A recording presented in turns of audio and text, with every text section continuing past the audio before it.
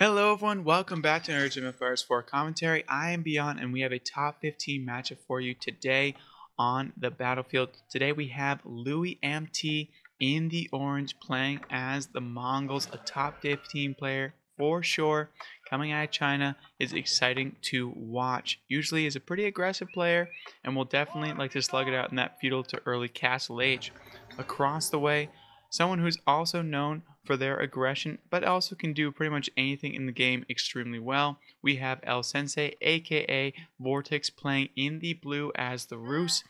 This man also has a wonderful stream, mainly in Spanish, but we'll leave the link in the description below if you do want to check it out. Would highly recommend watching this top 5 player stream and crush it in the ladder, crush it in tournaments, whatever he's playing, it's fun to watch. Now on this matchup in particular, I don't have any one particular favorite. Both civilizations are so strong. Top 2, top 3 in the game, respectively. I'm going to give the edge on this one to the Mongols, mainly because of the easy access to trade on this map. So I wouldn't be surprised to see a silver treat opening out of Louis MT. At the same time, Mongols can also match the typical Rus build, which is 2 TCs, with their own 2 TCs as well. So you never know what's going to be happening in this matchup, but I'm going to give the slight edge to the Mongols at this point.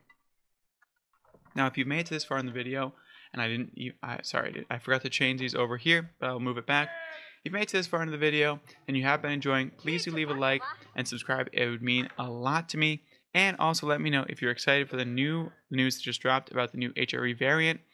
How stoked are you? Are you going to be playing it? Are you still not going to be playing it? Do you think it's enough of a rework for HRE? That all you HRE mains are excited about it?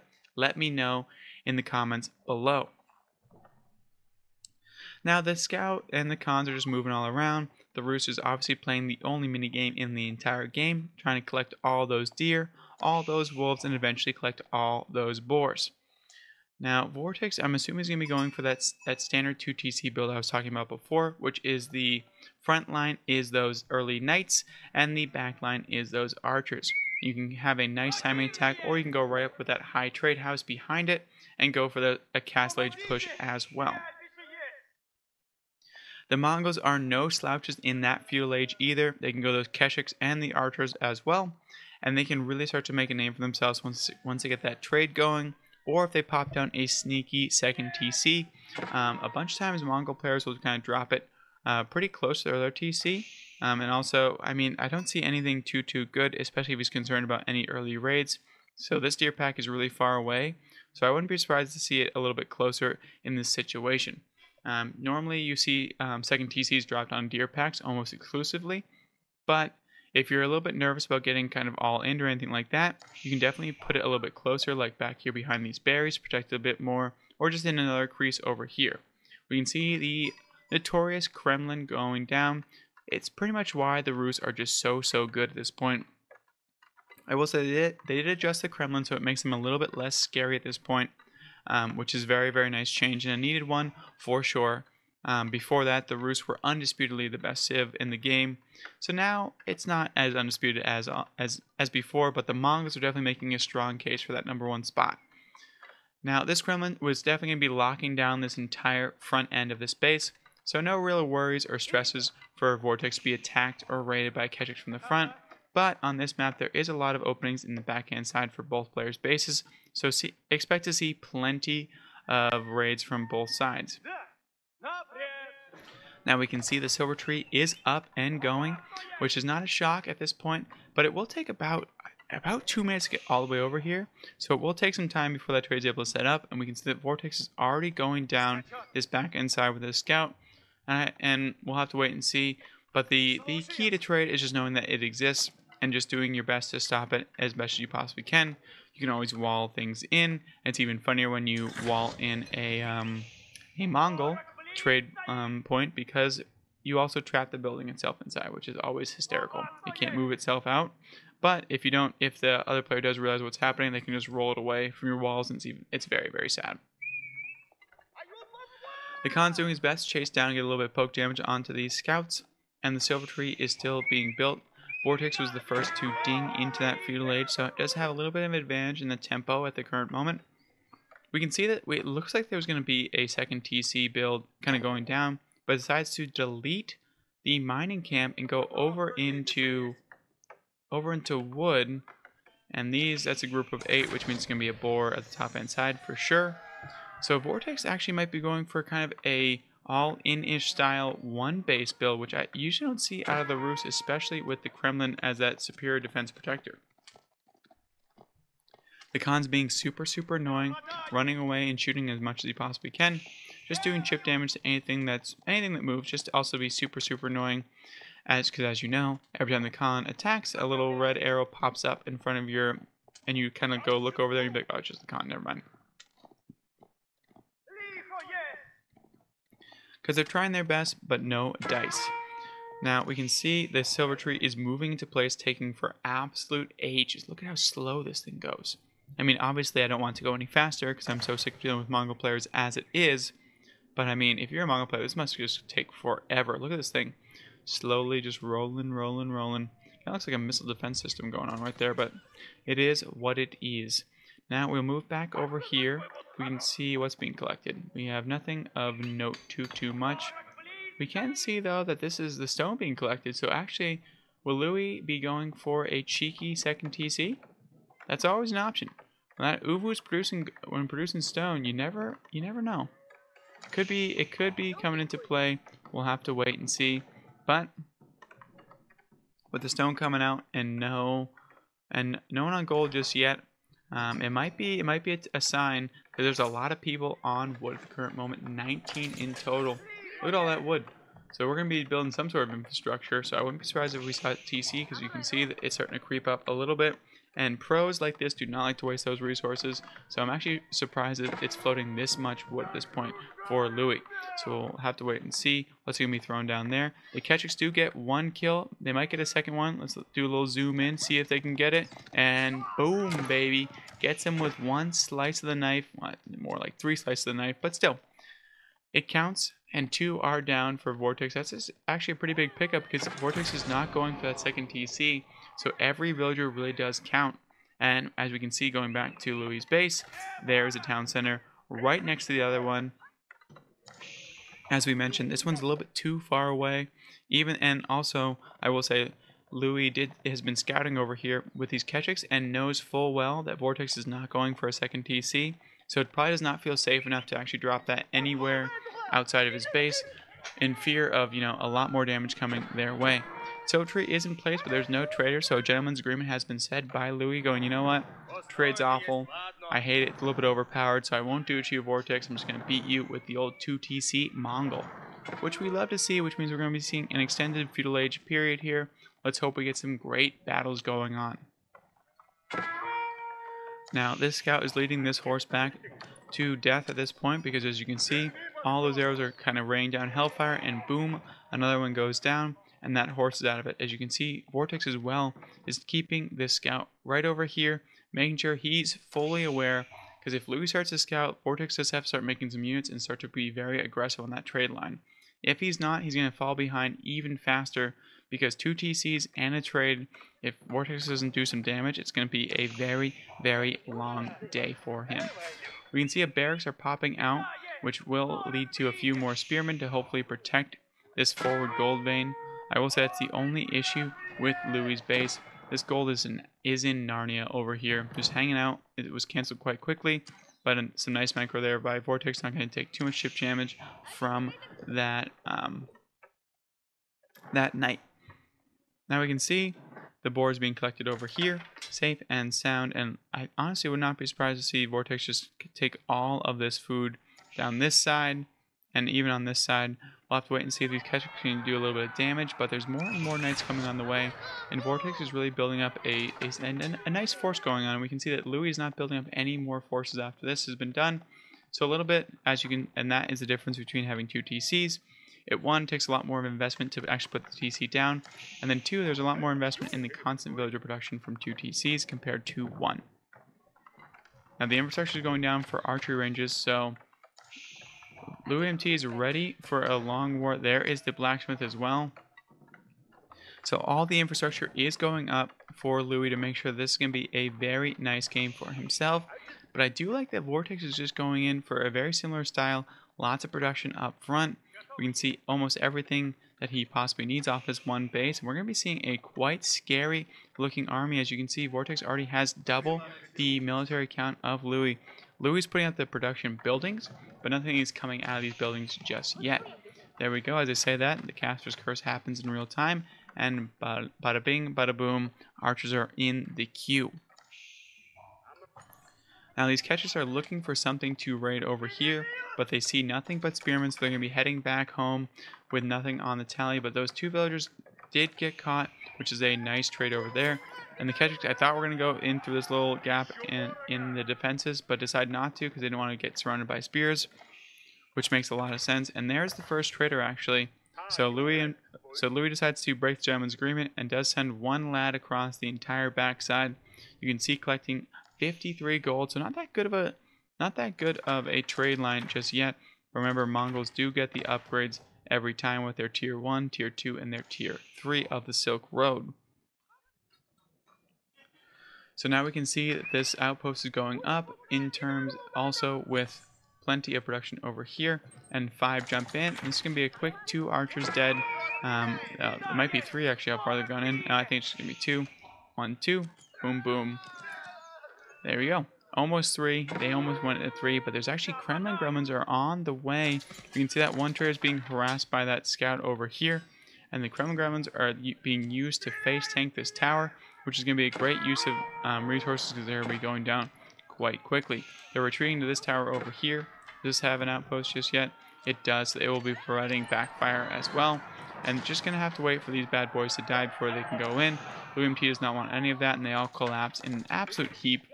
I mean, that was worse than some of the soccer players on Sundays, but you never know.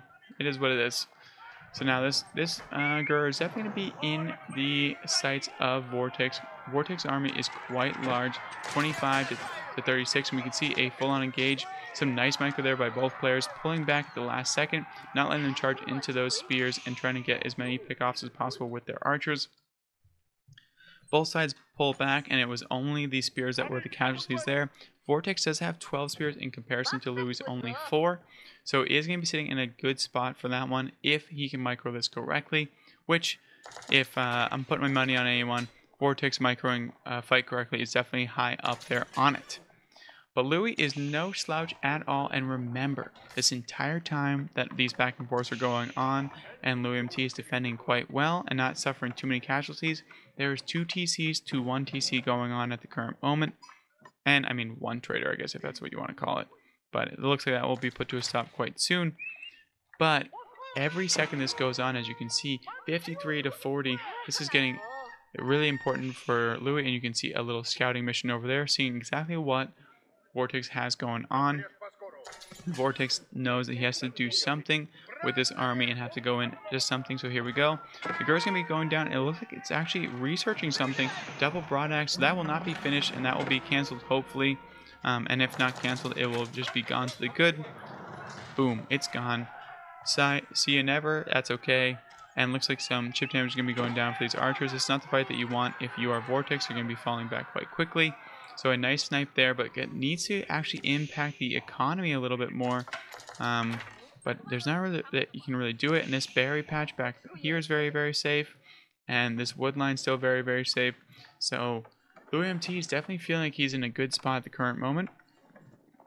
But Vortex is going to, if he decides to really start to kick in the gas, because he needs to do something with this one base, he is on the clock. He's also well aware of this, so I'm sure that he has a game plan going forward. And I think that game plan is just to build a ton of units, which, you know, solid game plan. We can see that there's the 3rd upgrade coming in, the military upgrade. Usually when you get every single upgrade in the feudal age, it means you're going to be doing a lot of aggressive plays in this age. And honestly, this extended feudal age is great for the viewers. This forward Uvu is going to be a contention point for sure, and we can see that it's going to be pulling back quite quickly. It's 26 to 15, so you do not want this fight at the current moment. 10 gremlins have been pulled, so there they are. But look at how quickly they die off now. Remember how good they were before? That lifespan is so much less, and here we go, a full-on engage. It looks like it's going to be some cutting back yet again, trying to do as much damage to each spearman number as possible. It is 8 to 13, but 28 to 18 in terms of archers, and that might be the difference. And more spearmen are getting picked off, and it's a full-on engage going forward. Spears going down left and right. It's nice to group these up though, because it's hard to micro and individually shoot all of these spearmen.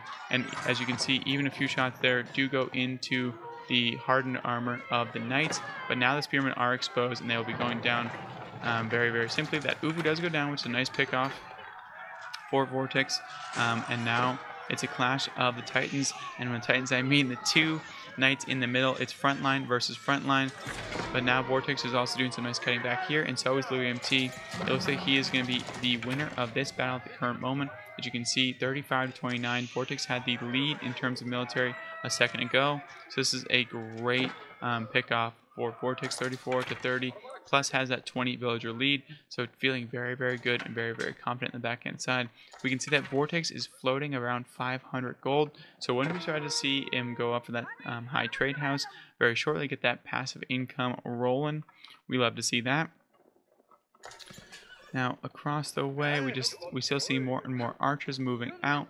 More catchers are on the way, and more archers. And Louis MT critically has the 10 archer lead, which will make these exchanges in the feudal age so it balance in his favor if the microing is correct. Now, of course, it's always a toss-up. You never really know. Well, but at this point, with both players are doing so well, we can assume that the micro will definitely be correct. This actually be a nice pickup for one knight over here, unless, nope, does not have enough. As you can see, that knight is incredibly tanky.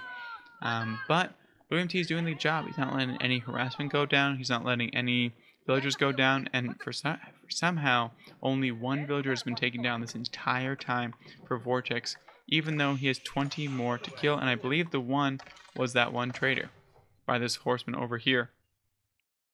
So trade has not been a factor. Louis just said, screw it, don't need a trade. I can just figure it out on my own. And he knows that he wants to harass over here with these knights because, which he might not know about, is that Vortex is thinking about going a 1 TC castle at 17 minutes. And there it is, the high trade house going in. Let me know in the comments what you think this is. I'm thinking 170-ish, maybe 160. But I could be wrong. Let me know before I show you back up here what it is. Let me know what your guess is. Vortex going for that other board, getting some more gold, securing the bag over here, and also securing this trade line as well. I don't think this isn't just in range, but I think it would have. No, they would select. They would probably just walk right outside of it, but could easily build another certain wooden fortress right here and stop any trade from ever going down, which is definitely an option if you are Vortex. But you have to deal with this very large Mongol army down the middle. Now Louis MT is going to have to do something quite quickly once he hears that ding up to Castle Age, or he's going to have to deal with a very large Castle Age army that's going to transfer quite quickly. This is the important thing. If you are losing a fight and you still want a chance into the game, you got to retreat it so you can get those upgrades. Because if Vortex just lost his entire army in that last engage and didn't pull back when he started to lose, he'd have nothing to actually upgrade into Castle Age units, which means he couldn't do anything aggressively in the slightest. Now here comes this army, pretty not so scary looking right this second, especially because of the 43 archers in the backhand side, but will become very spooky the second they get those castle upgrades. And there are the knights. They are the first ones to be done. And those Ketchiks want nothing to do with it. The Kurultai is going up, which is an incredibly strong battle, kind of military landmark. I was going to say battle monument. I mean, it's the same exact thing, right? But that thing, the healing can really get going, especially if the engagements happen underneath it. So if Vortex, which he will have to be on the offensive because there's 2 TCs, so Louis MT can sit underneath that Kurultai and just go to town on this entire army with all these archers. Now, the Kurultai is way back here, so we'll have to be moved up, and in the meantime, this might be a good time to engage if you are Vortex. Vortex has the Castle Age upgrades by a far margin. That one's being sacrificed to the greater good. Good luck, and so is that one. Unfortunate. That Ketchik is just like, holy crap, what just happened to me? So 3 gifted units, and we have some more villagers going to be going down right there. There they go. But now the Kurultai is up, and this fight is not exactly what Louis would want. As you can see, these upgrades are coming in quite quickly. The +2 upgrade even. And we can see that Boyar's Fortitude is coming in as well, going to give some extra health to this front line. And it looks like it's a pretty good spot at this point for Vortex. Still has a very sizable front line, but it's fighting under this Kurultai, which is making it more and more difficult. There is no scout in this army, so the sight line is limited, so might not have seen just all these free villagers over here, which would have been a well worth it trade at this point, especially for these archers. It doesn't look like they're going to be getting away, but they could be doing so much damage. Just right here, go. Just go. You're going to lose these anyways. Just start mow down this whole line over here.